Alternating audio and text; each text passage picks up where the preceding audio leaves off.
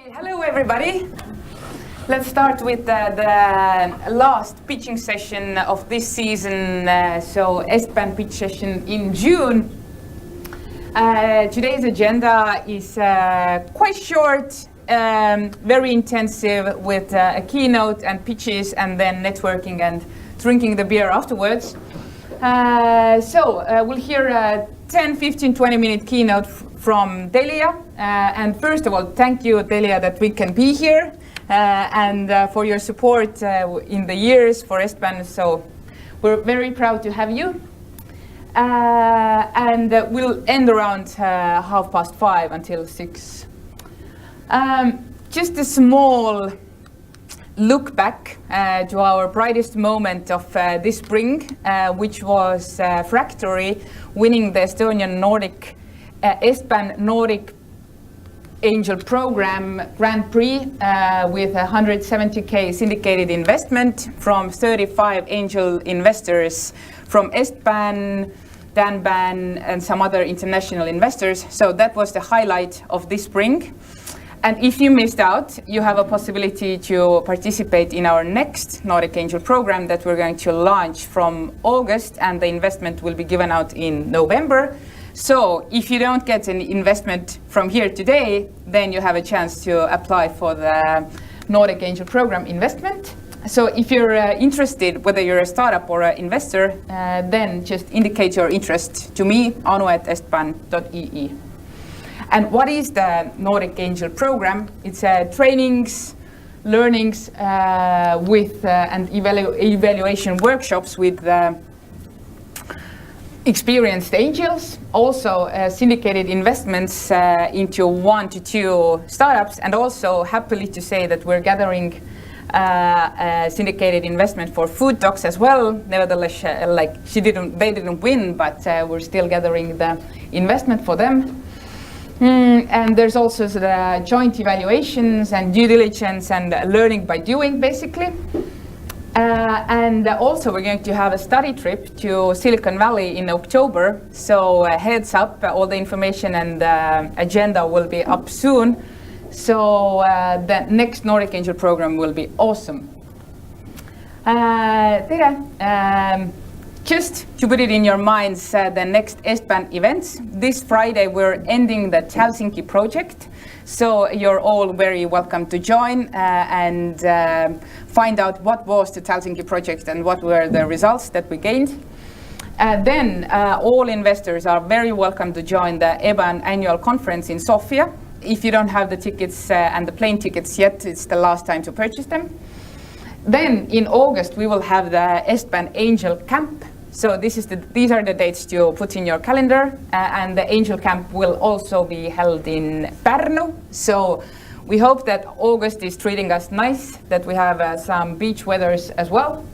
And we will not have pitching in July or August, so the next pitching for EstBAN will be in September.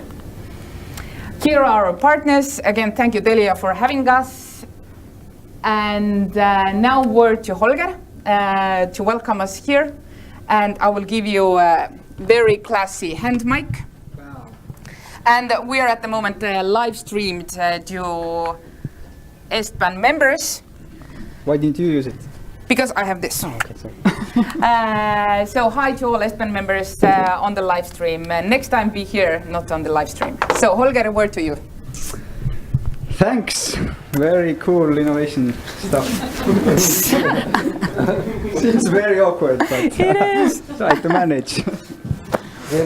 But really, thanks to EstBAN. Proud to be your partner. Have been your partner for 3 years already. My name is Holger. I'm head of consumer here in Telia, also a board member, and a big fan and supporter for startups and investors. So Anu gave me an interesting task in 10 minutes to describe how we are positioned here in the startup landscape and investment area, and also give a quick view of telecom trends. So let's see how I can manage these expectations. Like I said, we joined this scene basically when I joined the management team 3 years ago. we started our own accelerator, WUNC, and also joined EstBAN as a partner. As you have seen, our partnership in EstBAN is not related to investments, as we are not angels, so to say. And it also gives a kind of a idea that the whole Telia company is actually not investing in this angel stage or seed stage, or if you have looked now, the market where we invest is quite a later stage and in a certain niche where we see that two things: either there's a very good partnership opportunity and like close to our core or creating value to our customers, and also like an investment business opportunity. Maybe the best example is Spotify. If you have seen, 3 years ago we invested 100 million euros. We consciously did not invest in the seed stage and in the later stages as well, where they actually came, we could have entered much earlier. But the strategy is it needs to be proven on the market. Customers needs to already evaluate, and we need to have a clear partnership measure on it. But investing 100 million and selling 2 years later at 250 is still quite a good, I would say, logic. And into that intermediate period, we also created very many common offerings. Still, also in Estonia, we have Spotify offers together with our mobile portfolio, and these are really driving good customer engagement and activation. So this is pretty much how Telia is positioned in the market. And if you come to Estonia, we are a little bit struggling with that concept, because we would really very much like to invest in early stages as well, and create partnerships and tie it together in an earlier stage. But what we have done with WUNC is that, and also regarding the EstBAN kind of role for Telia, is that we want to create these startups, and we want to kind of bring them also to your table, and we want to create them in a space where we can create partnerships and where we can really create value to our customers. So this is what we have done for the past 3 years. Many of our startups from actually next door here have also come in front of you, and today as well will come. So I think mentioning a few would be Rebel Room, who just moved out here because they have grown so big that they cannot fit here anymore. Feeling Stream is still here. And today you will see our new bright star, Clappy. So hear them out, and let's see where it takes us.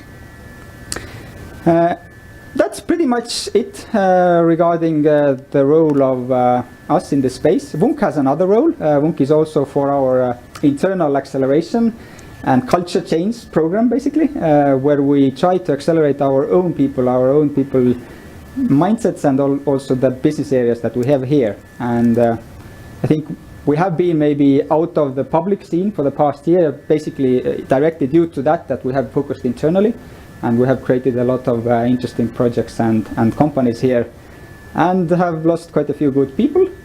Looking to the back row there, and that is okay, because that's what we want to do. We want to create entrepreneurs, and if they spin off, great. If they stay and bring that mindset into this company, even better. So, any questions around that? If not, next 5 minutes for some trends. I visited, how many of you did visit the Mobile World Congress this year?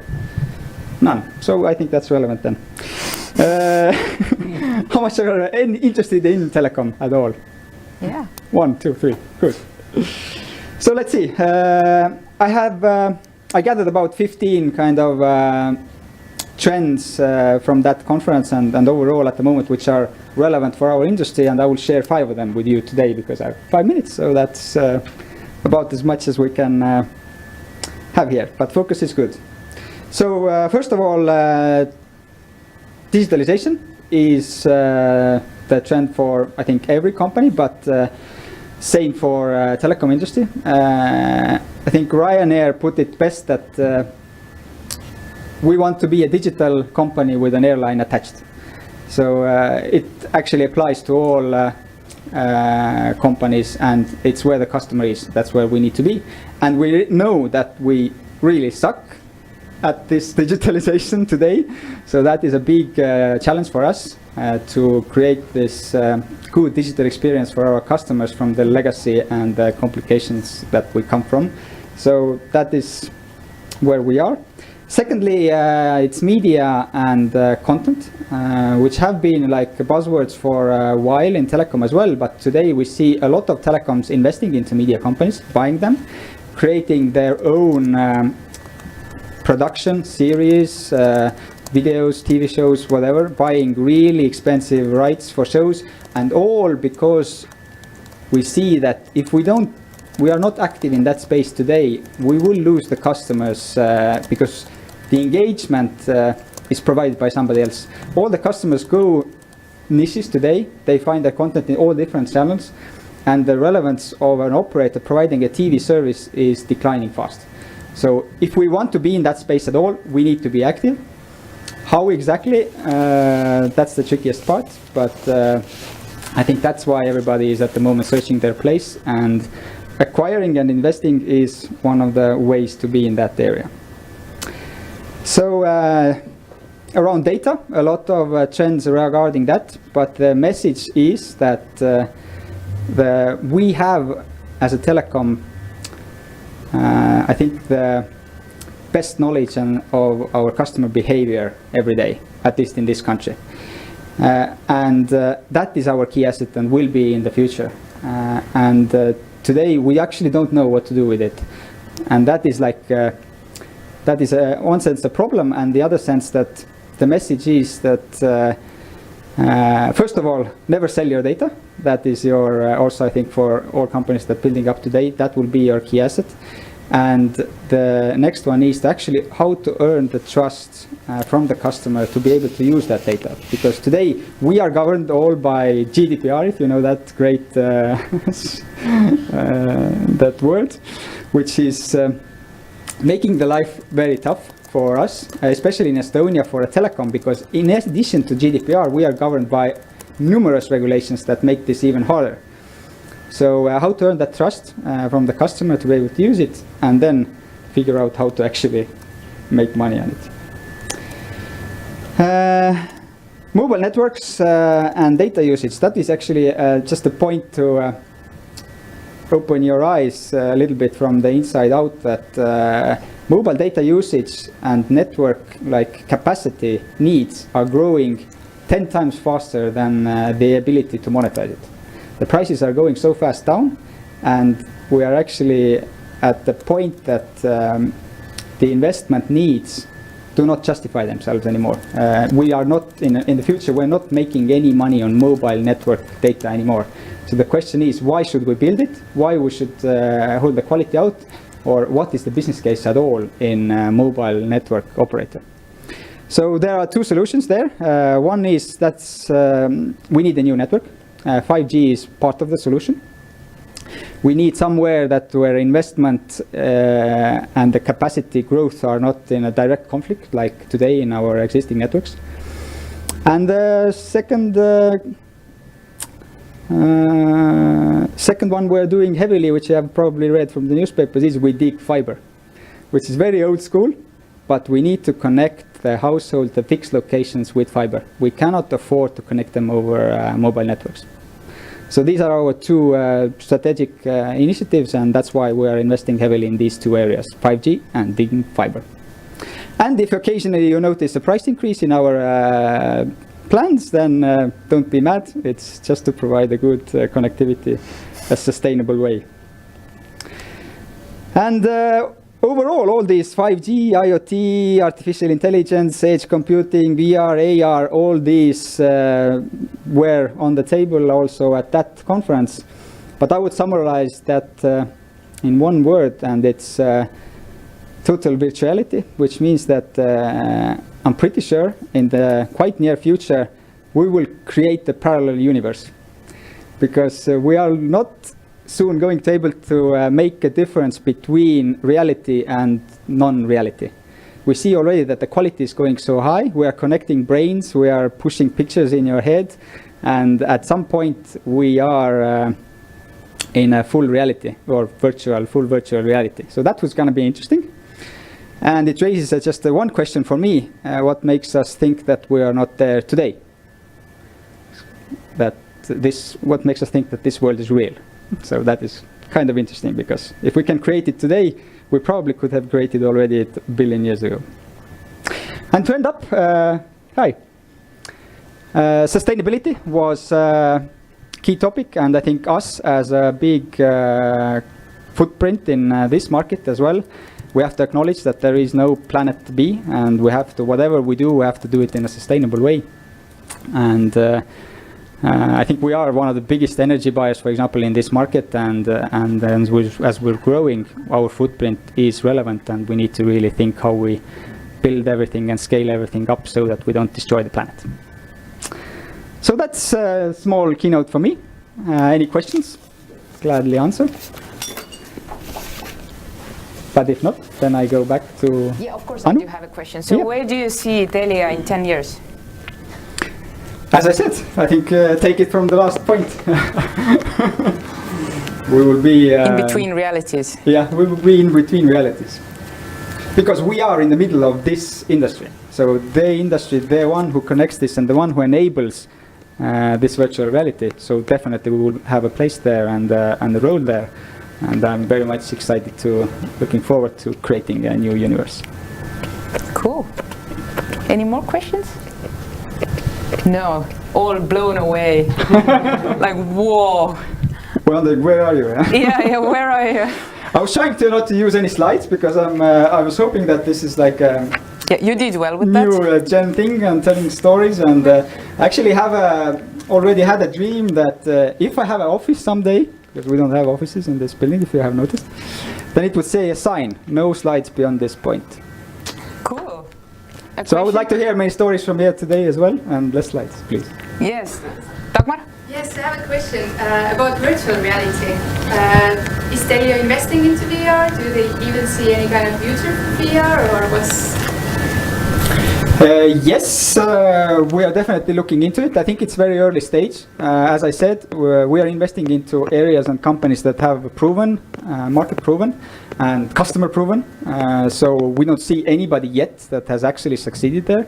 So that's why we haven't invested. But we're keeping a close eye on it, and definitely we will be part of that journey when it actually has a clear path and a relevant kind of customer solution. Mm-hmm. Content-wise, will VR at some point be part of Telia? Absolutely, absolutely. Yes. Thank you. Thank you. Yes.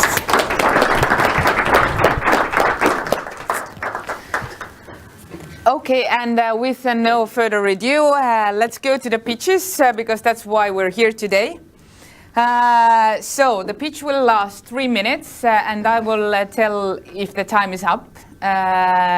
You can use the slides, you can use the clicker, and Dolores is our helping hand to put up the slides for you. So I think no more practicalities. After the 3-minute pitch, there is 3-minute questions and answers. I would love all the investors to ask at least one question. So that's just about the time that we have. But first of all, yeah, Upsteam, we know you from Ajojahto already. So give it a go and use this lovely microphone for the live stream listeners and hearers. Click. Yes, this is over here. Hello. You have to speak up. Mm-hmm. A normal clicker. So, Yep. okay.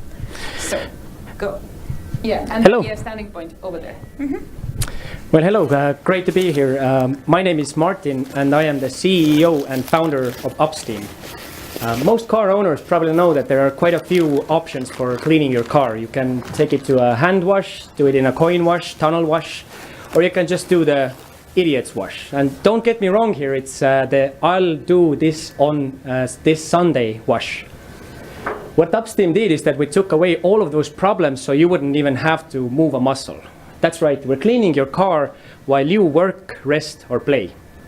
We put everything on a van and developed a unique monthly membership system so you wouldn't even have to worry about booking a car wash anymore. And instead of splashing around with water, we discovered steam. It's the perfect way to produce a high quality and safe car wash without us having to go to refill for water after each time. We discovered there is a huge friction on the car wash market where people with dirty cars and between people with dirty cars and car wash places. A quick survey showed us that our customers are actually willing to wash their car up to 4 times more often than they were to do it in stationary car washes. So actually, in a way, we're kind of increasing the market size. To build a brand, we need to grow faster and cheaper, and to do that, we've decided to serve here and locally and learn here on this market. But we use launchers to pull up first cities in foreign countries for our master franchisees to enter into. Our franchisees, they get a platform, they get supplies and technology to run their business and grow it with lower labor costs.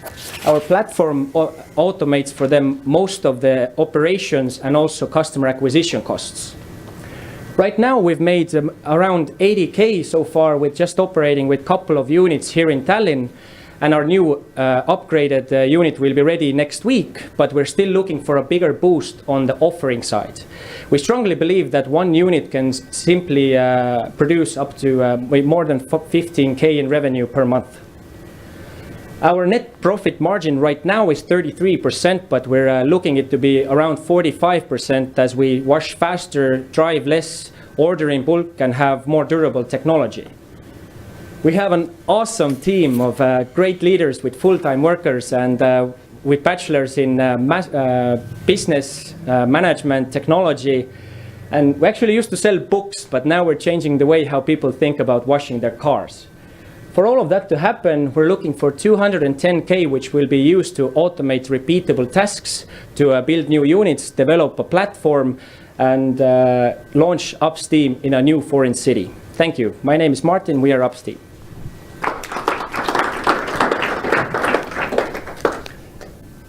Questions round. Sorry, how much it costs? Excuse me? The car wash standard kind. Yes, if you compare our price to the biggest car wash firm here in Estonia, then we're... Absolute level. I want to order it now. Okay, it's 25 euros for a regular car wash exterior.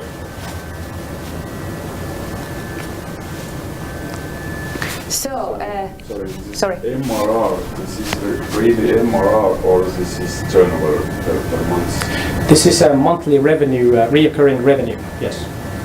Mm-hmm. So what will be this next big city that you will conquer? Yes, that's a good question. Right now we're trying to conquer Tallinn here, and we're planning on moving to cities where we had already interest. We have Vilnius, we have Riga, we have Antwerp in Belgium, and these would be the first cities we would like to enter into. But this all goes according to the profile we have here on Tallinn, because we want to give our franchisees their sweet spots. Another question from me. Yes. So what will you need to do to conquer the Tallinn? To be honest, actually, I don't feel like we have to do a lot for that, because right now we have so many orders that we cannot even fill them. We're waiting for the third unit to come, and like I said, we have a bigger problem on the offering side than with the demand side, and we believe that Tallinn could be easily filled with at least 8 units so far. So we're planning on learning and getting all our skills here in this because we're right here and we can do it here as well. Mm-hmm. What's the customer acquisition cost? Can you estimate? That's a very good question. We don't have good analytics on our customer acquisition cost right now, since we're using a web platform which is Weebly based. And it's really hard for us actually to measure all the specifics, but we're right now developing a website which is WordPress based, and then we can do it more specifically. Right now, to be honest, between last 3-4 months, we have spent maybe 50 euros on marketing, and we're fully booked. But any patents or some kind of technology is included, which is proprietary or something? Exactly. Right now, our inventor, Alexis, right here, he's this kind of crazy guy who always thinks about those crazy ideas, how to take our technology to a next level. And we're actually trying to develop a really unique, like a gutter system to collect all the water and all the chemicals, even though we don't actually have to do it, but some customers ask us to do it. Plus, we're developing some kind of like a tent system, so we can more easily produce car washes during winter times, under the sun, in the wind, and etc. But the technology we have on the car right now is not patentable because it's not a very small specific product. It's a combination of many products, but we're looking forward to put it on a frame so we can just put it inside any car, and that would probably be patentable. We have time for one question. Did you get my answer? Good. And the question will be mine. So so how will you validate the markets? Like if you look at the city, so how will you validate that they would need your services? Okay, well, first things, we look at the population. And right now here in Tallinn, we've discovered that the client, like the profile we have here, according to every 50,000 people, there is one unit. Another thing we have to look at is the regulations on environmental conditions, so to speak. That's why we actually went to Antwerp as well. We saw it's good there. They gave us a green red light, so we can go there. Another thing that we're looking at is like how busy people are, what's the average income, and also weather. Because here in Estonia, we have about 3 to 4 months of bad weather, which is kind of a challenge for us. We can still operate, but it's a little bit more difficult. But it's better to look for places where the weather is rainy, but not too cold. Mm-hmm. Okay, thank you very much. Thank you. Yep, aitäh. So, and next team is ZIU. So, Mohammed, I welcome you on the stage, hand you the very fancy mic and the clicker. And Dolores will put up your slides. So, if you're ready, then give it a go. Hello, everyone. My name is Mohammed. I'm the CEO and founder of ZIU. So, yeah, that's successful marketing. Thank you very much. So what is ZIU? ZIU is an on-demand delivery platform for small and medium businesses. So for example, flower shops, pharmacies, printing shops, and so on. They can order a courier to come pick up their stuff and deliver to their clients on demand. And anyone can use their own cars, bicycle or scooter to deliver the product to their clients. We integrated blockchain just 2 months ago. And the reason for that is that one of our clients had 35 locations. He was using our platform on a location basis. Each location was separate. And he was unable to track all the packages in all locations at the same time. So we decided if we put this information on the blockchain, we'll be able to track all the packages. And actually, we discovered after that that this is a $30 billion problem per year. So the problem starts, for example, here. After the package goes from the warehouse or from the first store, second store, the courier changes. And when the courier changes, package is getting lost and getting damages. And then the accountability gets really, really low. So that's how we solve this problem. So to validate this problem, we decided to build an MVP. We built 2 blockchains, the main blockchain and the side chain, where it records the package delivery from the initiation until the end user. So we have raised so far 350K, and we have 80 businesses that are using us on a daily basis and over 300 couriers. We decided to tokenize all our platform, which means that all businesses right now has to purchase our token to pay for the services. So for example, a business will top up his account using our tokens with euros to pay for our services. And we decided to conduct a token sale. Through the token sale, so far, we had over 1,000 investors and already sold over 2 million coins, and our ICO is still running until the end of August. We have offices currently in Riga, Latvia, and Malta. Last month, we have won Malta Government Innovation Grant for the blockchain, and they gave us 22K, no strings attached. And also, we are graduate from Wise Guys Batch 9, as well as we won the EstBAN pitch competition 2 months ago, I guess. We're a great team, and one of our developers is actually the technical advisor for the Prime Minister of Malta. That's it from my side. Thank you very much. If you have any questions, let me know.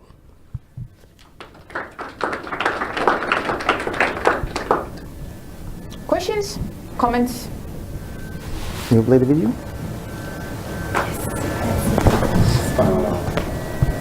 This client with 63... 35, yeah. This is in Malta or in Riga? In Riga. Yeah. Can you explain what type of the company? Sure. It was a bookstore.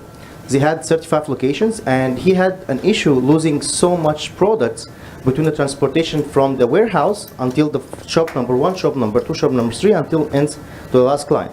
And using our platform, he was able to track all the packages per location. And he wanted to have a gut view to manage all his locations. And using blockchain, we were able to do that. And then we have discovered that not only him have this problem, but also it's a $30 billion problem per year for many other businesses. And that opened the door for us to start approaching much bigger clients, such as, for example, mobile operators who are delivering right now. We are talking with L&T currently. They're also having multiple stores, and also other bigger businesses who have more than one store. They can use our platform to track the package. Besides that, of course, after we integrate blockchain, the default route will be to make tokens. And that's what we decided to do to validate our idea. And how does blockchain help you?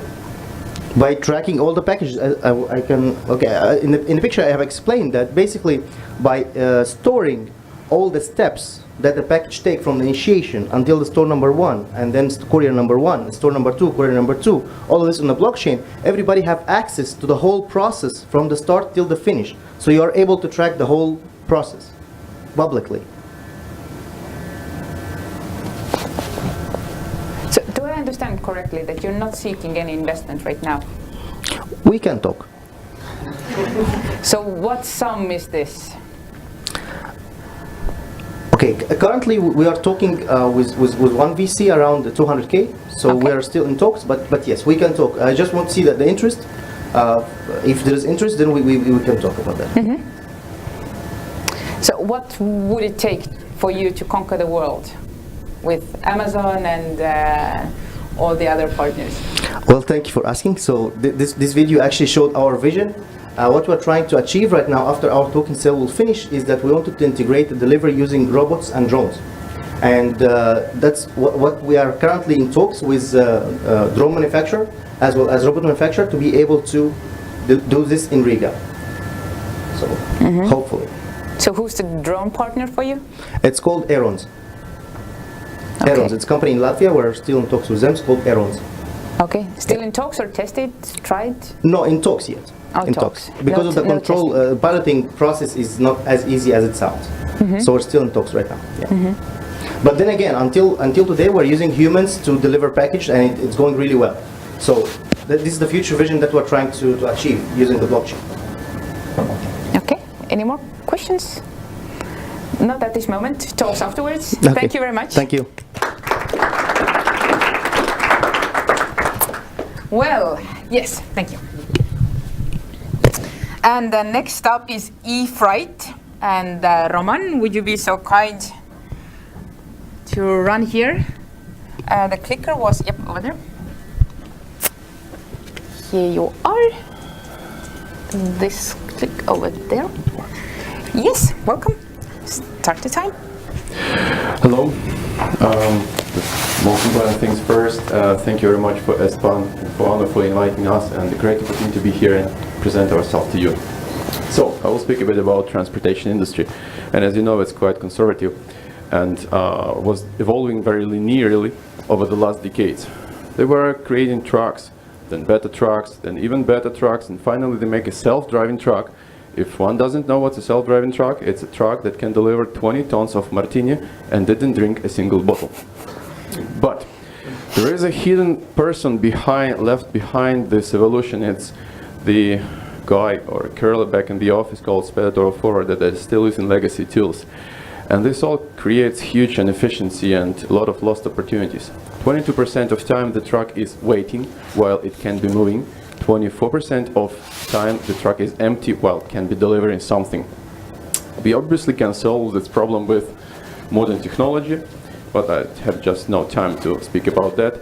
But there is one thing more important than the solution itself, is that market is finally ready to adopt this change, because last year was the year of lowest prices per kilometer ever. A lot of players are seeking and desperately looking for new ways to maintain their margin and be on the market. And the market is quite impressive. Only the European Union is 200 billion euros, and by example, just 2 countries, and you can see the volume of opportunities here. The competition is quite tough, which is natural for such a big market, and this is an uprising trend, and we are proud to be among the pioneers of this trend. The only purpose of this ugly slide is to tell you that we spent on sales even more attention than on product development and technology itself, and managed to build quite impressive pipeline of 64,000 trucks so far. Business model is the subject to change during Series A probably, but if we take just 3% of commission from each order we deliver based on our recommendation, each 1,000 trucks fully loaded by us will give us approximately 188,000 K of commission. We have a team, and I'm very proud of them. Investment. So far, we have invested our own money. We have got angel from the industry, and we still have a room for you. I haven't spoken with Bezos yet, but I want to assure them from day one we are managing our company the way we will be able to pass through the toughest due diligence and be able to sell to any public company. That's it. Thank you very much. My name is Roman Senyev. If right, from the bottom of my heart, good luck with your questions.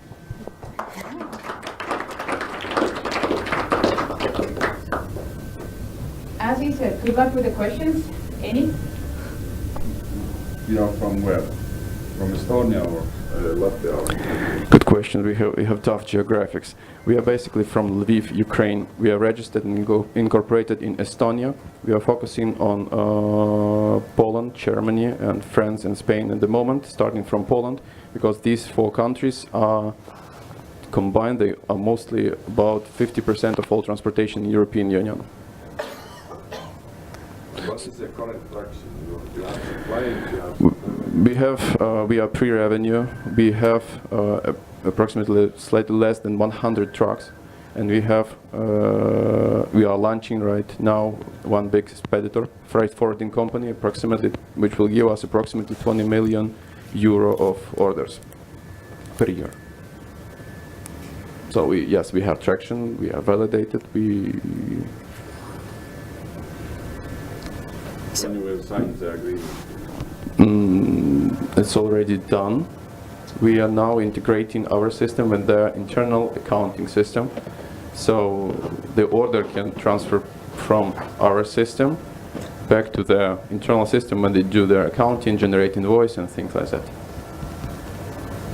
Oh, but this is like a trial basically, so commission is not there. The commission is not there, and most likely the commission will not be there soon, because the way we do in our marketing and penetration, we do not take commission from the orders that are delivered based on their fleet of carriers. But if we recommend them another carrier that can fulfill this order and they choose it, then we will take this commission. It's like Google AdWords. When you see an advert and click yes, then you pay to Google. Then Google gets money. But when you just see an advert and do nothing, Google, well, not. So, do you have any commitments for the investment yet? No hard commitments so far. We're speaking with several VCs that would like to lead the round. One VC can close the round completely. 2 VCs are willing to invest. The higher grade is approximately 750-800 euros, 1,000 euros. This have a number of small private investors, and we're still looking for to get to that, to 1.1. Mm-hmm. And mainly from which countries the investors? Poland. We have an interest from Poland, Germany, Norway, and Ukraine. We also have an investor from Turkey and Switzerland, but they are neither. He is not a Turkish and he is not a Swiss. Okay. So, in one sentence, why are you better than all of your other competitors? We are not better. We are just the first company to start developing a 5PL operator in Europe. Our closest competitor is in the United States, a company called Turbo. They have recently raised $25 million from their investor, and they are not planning to move outside of the United States yet. So we don't have a direct competitor so far. We have a lot of companies that we can that can compete with us, or we can compete with them on the number of different aspects. Okay, thank you so much. Thank you Questions very much. afterwards? Thank you. So next up, another Ajojaht team, ZBasket. So, and come and tell, where have you developed since you ended Ajojaht, and how all the shops are getting your technology? All right.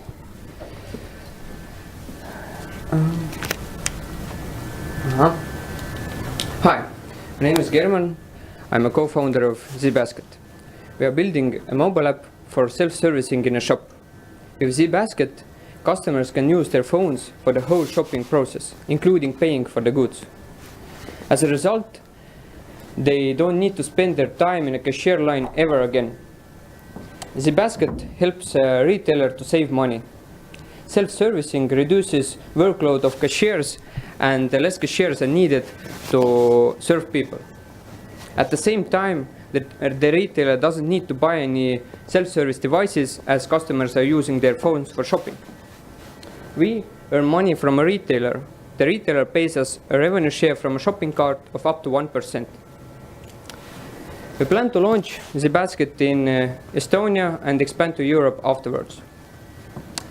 Estonian largest retailers generate 1.8 billion euros a year, and European retailers 900 billion a year. Already 20% of users are using some kind of self-servicing. We focus heavily on user experience and think we can attract even more people to self-servicing. Currently popular self-service devices are the ones that retailers need to buy for themselves. It's difficult to update these devices, and they usually stay the same after the retailers have bought them. On the other hand, we are constantly updating our app and adding useful features.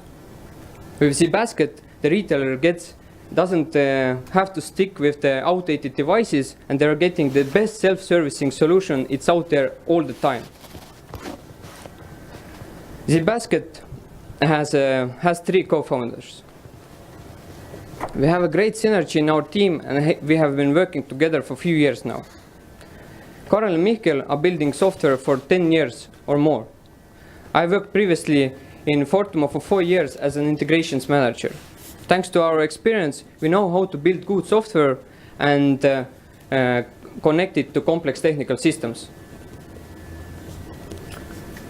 We started off with ZBasket a year ago. Now we have agreements with 4 retailers to integrate ZBasket in their shops. Another 7 large retailers have showed interest in our solution. We plan a public launch of ZBasket in the upcoming weeks in the first shop. Currently, we are looking for funding of 95,000 euros. All right. And it's for a 12 months of runway, or 100 euros. Yeah. Yeah, the money can help us grow twice as fast as we do now. In 1 year, we plan to launch with a large retailer and generate yearly revenue of 100,000 euros. Please let me know if you are interested in joining the round. Thank you. I'm German from ZBasket.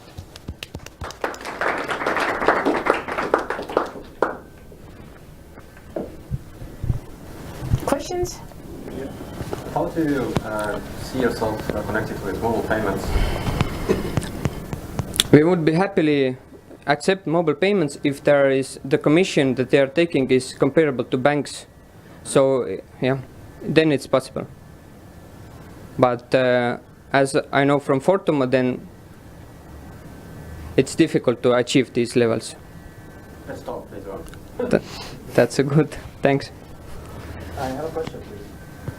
For my understanding, in order for you to onboard a retailer, you will need to scan and import in your database all these products. And don't you think that this is a huge amount of human resources from the shop owner or the retail owner, especially like Maxim or something that's very big? They have, I don't know, thousands of products. Who will import these products in your app, and why would you do that? Usually the data is in cashier systems, and we integrate to that cashier system. What we do is that we have as simple integration as possible, so we only need 2 requests, and to reduce the work that's needed for the integration itself. But no manual work will be done. So if someone scans a product, no one manually will send the price or something like that, or update the data.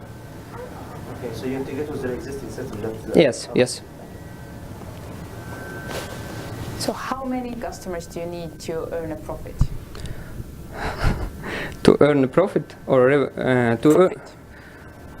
I think if we get one large retailer and we want to earn profit, then we can manage with that, but we don't want that. We want to grow faster and expand the revenue. Mm-hmm. And what might be the customer acquisition cost for you with dealing with big retailers? Mm-hmm. Mainly, as the solution works in a shop, then we leave it mostly for the retailer. So if a person steps into the shop, they get the information and so on. So onboarding and acquisition is from a retailer. But of course we will support with marketing and our resources to raise interest in self-servicing. Your client is me as I'm buying with a mobile or the retailer? Currently our business model is that a retailer pays us, but the user is you as a shopper. Mm-hmm. So acquiring a customer, so meaning the retailer for you, is it hard or rather simple? It's not at all simple, and but it's rather time-taking, I would say. It's not neither hard or simple, but it takes time. As we are operating in an enterprise selling, then the deal time takes sometimes over a year. A year? That's quite long. So, any other questions? Not at this moment. Like what is medium-sized seller, like retailer? Medium-sized client, or this target market you are talking about? Sorry, I didn't get the question. I mean, you're saying you're not targeting the large retailers, but rather the medium-sized retailers. So what does it generally mean? We are targeting large retailers. Sorry if I'm Yeah, meaning Prisma, yeah, Maxima. In Estonia there are 7, Selver, Prisma, Maxima, Coop, and so on. These are our target clients. But you have some kind of deal with all of them already, or? No, we have met with all of the retailers, large retailers in Estonia, and 7 of them have told us they are interested in the solution if we can prove it's working.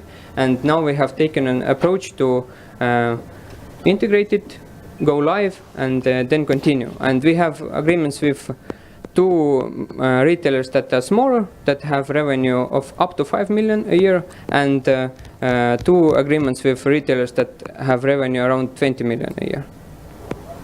So you say you're going to launch next week? In upcoming weeks. Just last Friday, we got a go from a bank that we can process live payments now. We waited for it like a month or so, and now we got it. So we need to technically make some configurations, and we are set to go, yes. So which is the store that we can find you? The first small shop that I was talking about is an example shop in Tartu, Valete shop, Öko shop. They are called Valete. Yeah. Okay, so next week. I can buy stuff for Jaanipäev from Valete. You can, yeah, if you want Öko stuff, yes. Okay, German, thank you very much. Yes. Okay, and next up, a very sweet technology, and Decomer technology and Mart. So give it a go. I will hand you the clicker as well. Here you are. Okay. So you can start. Yep. Hi, I'm Mart Salme from Decomer Technology, and we are developing a novel water-soluble and edible packaging material. Here's a small piece of it, which I'm gonna eat now. So, the trend for eco-friendly materials is growing fast, and the current water-soluble materials are mostly made of either animal parts or petroleum. Our material is completely water-soluble and edible, as it's made of ingredients that are already used in the food industry and have been verified as safe. The material is plant-based, so no need to worry about eating plastic. In our team, we have both material science and product development, as well as business competencies. Where could our material be used? Interest towards our material for novel products has already been shown in the fields of food, pharmaceuticals, detergent, agriculture, and other multi-billion-dollar industries. As an example, for the start, to validate the material and product category, we have decided to develop water-soluble honey packages. This is a non-sticky solution for making consuming honey in drinks more convenient. The user simply takes one package, adds it to one's warm drink, lets it melt, and can enjoy, for example, tea without sticky fingers. We already have pre-sale agreements for that. Our test market is Estonia, and already here 3 tons of honey is consumed every day. But we plan to move on to larger developed markets where high-quality food and convenience products are valued, such as UK, Germany, and Japan. But this is just an example for the start. In long perspective, we are material producers and we want to license our production process to others. Combining both directions, we can forecast €100 million annual revenue in 10 years. What are we looking for? We need €200,000 for reaching the following objectives, which are developing full-scale production process, getting IP protection, and starting with sales. Suitable machinery for the production of our material and products does not exist yet, but we know which machines we want to combine, and we have a lab-scale proof of concept. Acquiring the machinery is also important regarding IP, as we want to get a patent on the process so we can later license it out to others. We have started more thorough research regarding IP, and before buying the machinery, we want to provide you more detailed information from patent officers to show real patent possibilities. I'm Mart Salumäe from Decom Technology, and thank you.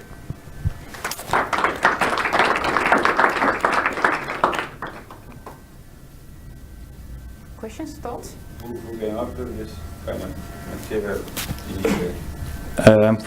I graduated master's degree from material science in Tartu University, and already during the master's thesis I was studying biopolymer materials, and so that's where it came from. But it has not connections with the university, so don't have to worry about that. You invented it yourself? Yeah. Is it somehow medically tested? Sorry?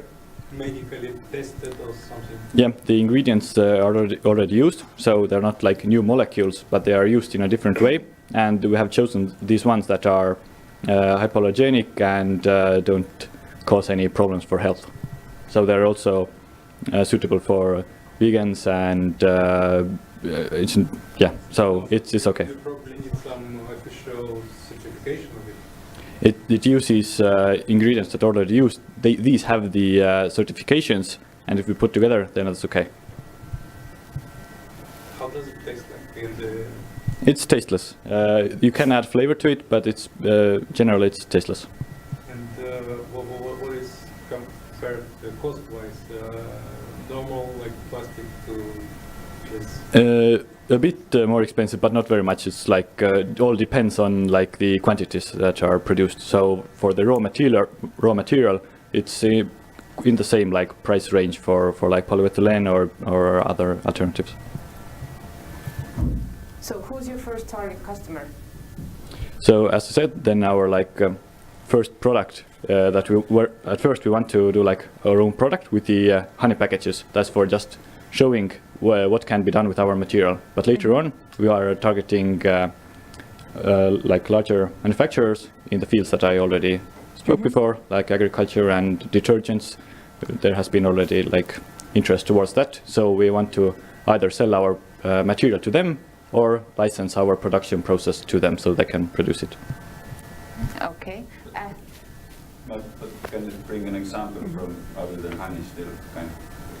Yeah, like for detergents, like the Ariel ones that are used now, these water-soluble like detergents that you put for laundry, that's made from petroleum. So like more eco-friendly detergent producers are interested in that. Then for pharmaceuticals, interest has been shown to us for like cough medicine that you don't spray, but you like lick it and it then dissolves in your mouth. Then for agriculture, there's, for example, like seed and fertilizer, like exact amounts that are packed in that, so you can put it in the ground and rain dissolves that. Yep. So have have you done any price comparisons as well if you compare yourself with the Ariel capsule? Like how much is that material comparing to the one that you have? Yeah, we have checked like the raw material part. So it all now depends on the production machinery. So like raw material wise, it's in the same range. So not very much difference there. So usually patenting takes years. So how long are you with that, or how far?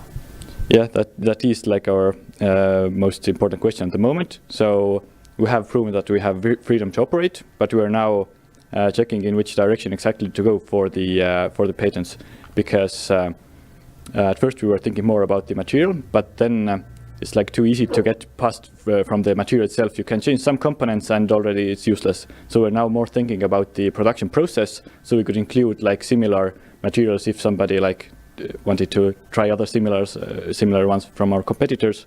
So that would be a better option for us. So how long would it take for you to come here and say, I have a patent now?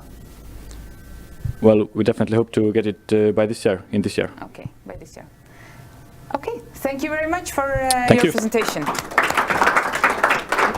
Yes, you can give it to me. Yeah, cool. Thanks. So, and then next up, the one and only E-agronom. And Stenver, would you be so kind? And a nice fact is that he's one of the most growing or fastest growing startups in Estonia. Yes, number 2, right behind Taxify. Yay, that's a nice fact. So, let's hear you out. Hello everybody, my name is Stenver, I'm from E-agronom, and basically how it all started was that Robin showed me his father's farms and a few other farms as well, and he started showing me how the farm management is done. Now remember that a farm these days is a real business.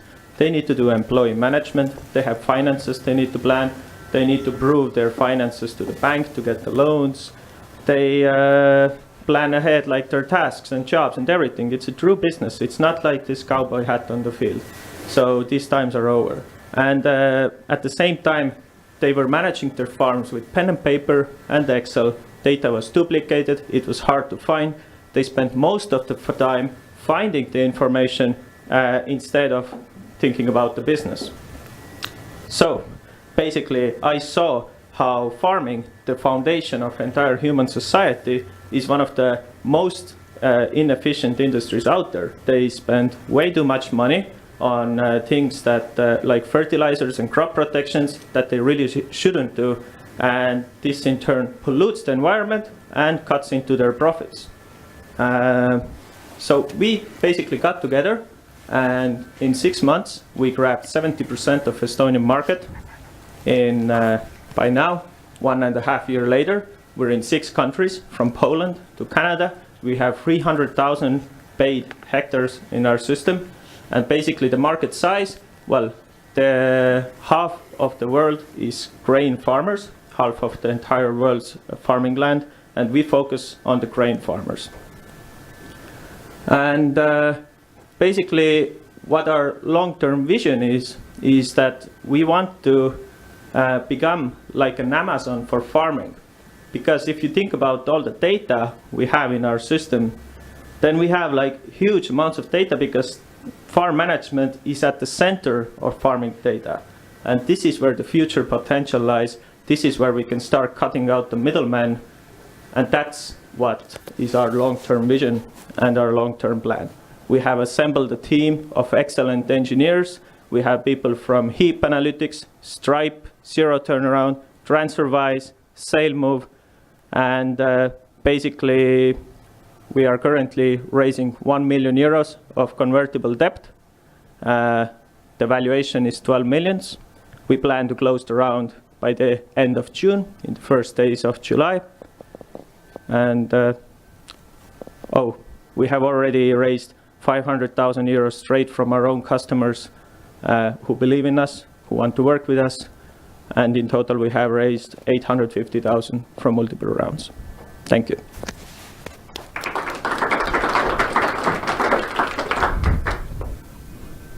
Any questions?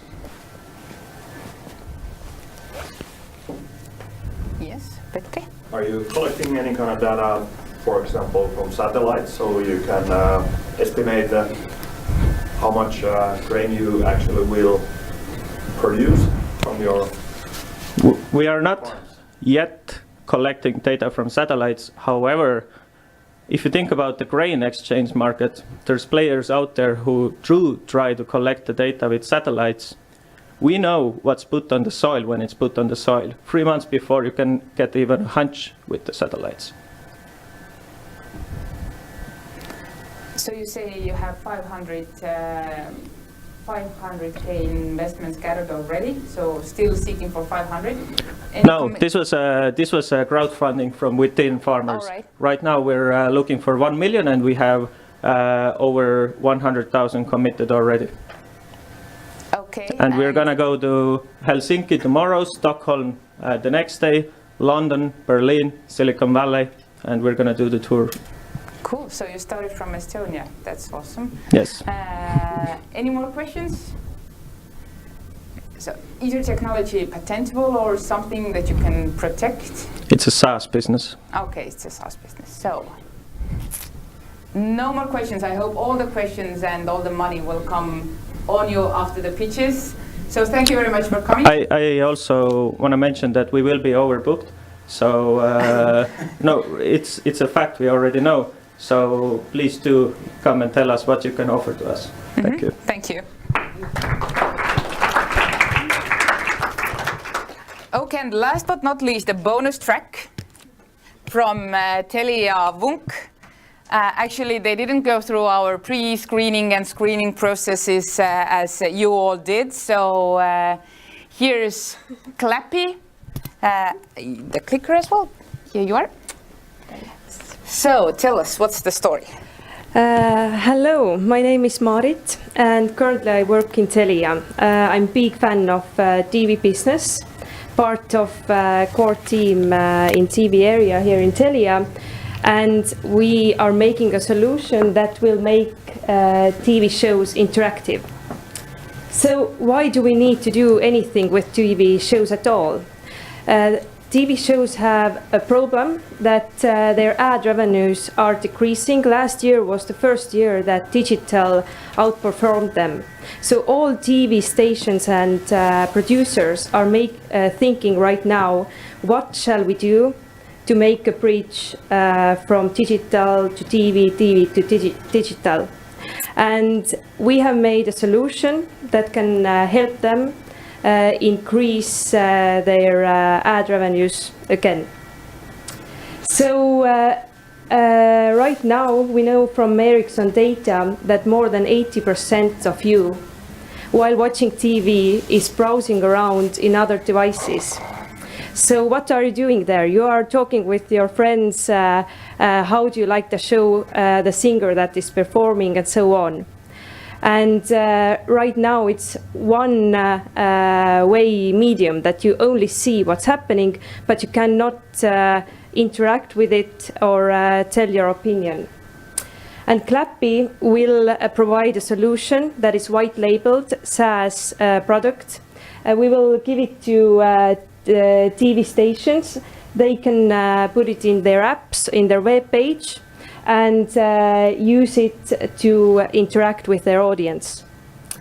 So we did a case study in May with Suut Puhtaks final show, and it was really well done because we got more than 100,000 interactions.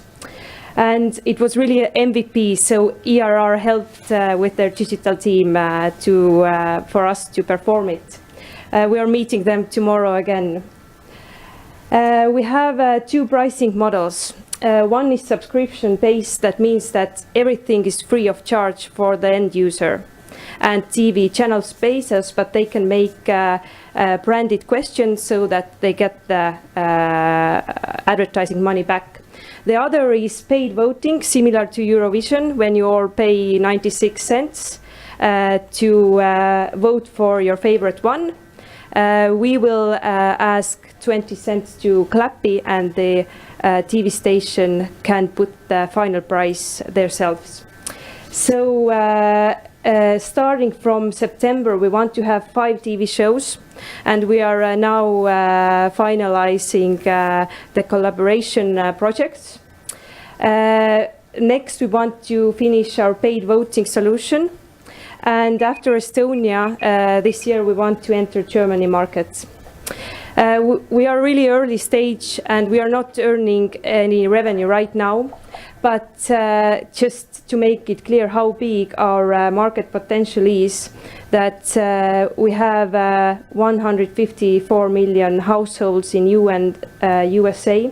And in every TV household, we have more than 2 people. So we would really like to get more than 1% of them to interact with TV. Our clients will benefit. They will increase their audience engagement. They will have new sponsorship models to sell, and they will engage their audience. And when you, as an end user, will use Clappy, you will feel that your opinion counted, and depending what you said, the show really changed its course. So we have some competition as well. Right now, telcos have their call-in service. TV stations are using Twitter or WhatsApp, but they are not. The social media solutions are not made for TV and not really comfortable to use. Our team right now is 4 people, and we are really looking for more development resources, because right now we have used like monthly based development resources. Right now we know that we are not earning revenue, and it's hard to get investment on board, but from September we will have revenue, 5 clients, and then we hope we can come back to you and ask for 200K to finalize our product. Thank you. Thanks.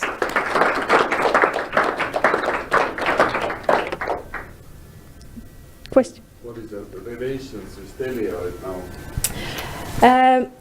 Right now, we see that connecting points are a server solution and payment solution. But Telia offers mobile payment only in Estonia. So we could use Telia help in Estonia, but we would like to grow fastly out of here. So we are still looking for this connection point. So what will be your first target market? Germany, as you said? Yes, Germany, because it's the biggest TV household country in Europe. Mm-hmm. And your client will be the TV channel. The channel. Yes. We are also right now talking with next incubator in Hamburg, who is targeted to media startups. And even if we don't join them, then we hope, or they have said that they will help us get the connections in media industry there. Cool. So thank you very much for coming. If no more questions, thank you. Thanks.